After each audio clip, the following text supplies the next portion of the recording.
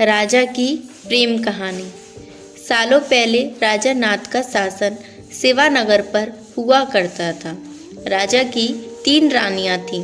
राजा अपनी तीनों पत्नियों में से सबसे ज़्यादा अपनी पहली पत्नी को प्यार करता था, क्योंकि वो खूब सुंदर थी। उसकी सुंदरता के कारण राजा दूसरी और तीसरी पत्नी पर ध्यान नहीं दे पाता था। वह अपनी दूसरी पत्नी को दोस्त मानता था और तीसरी पत्नी पर बिल्कुल गौर नहीं करता था।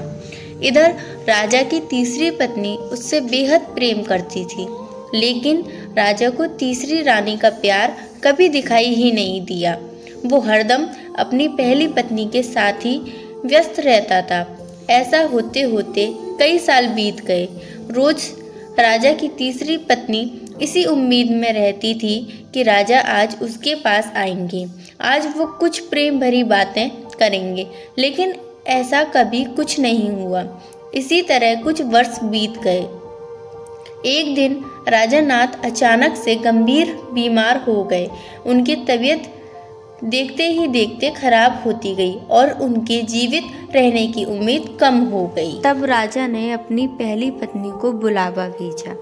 राजा की पहली पत्नी राजा के पास आई तो राजा ने उससे पूछा कि मेरे जीवित रहने की संभावना बहुत कम हो गई है और मैं भगवान के पास अकेले जाना नहीं चाहता हूँ। क्या तुम मेरे साथ चलोगी? राजा की बातें सुनकर रानी ने उनके साथ जाने से मना कर दिया और कहने लगी कि अभी मेरा जीवन बचा हुआ है और मैं अभी और जीना चाहती हूँ, इसी वजह से मैं आपके साथ नहीं जा सकती। ऐसा कहकर पहली रानी राजा के कमरे से बाहर चली गई। तब राजा दूसरी रानी को बुलाने के लिए कहता है।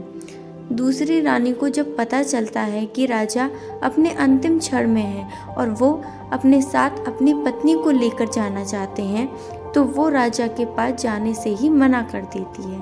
अपनी दोनों प्रिय रानी से निराश होकर राजा ने सोचा कि मैंने कभी अपनी तीसरी पत्नी को समय नहीं दिया और ना ही उस पर प्यार जताया, अब मैं उसे कैसे बुला सकता हूँ। रानी बिना बुलाए राजा के पास पहुँच गई।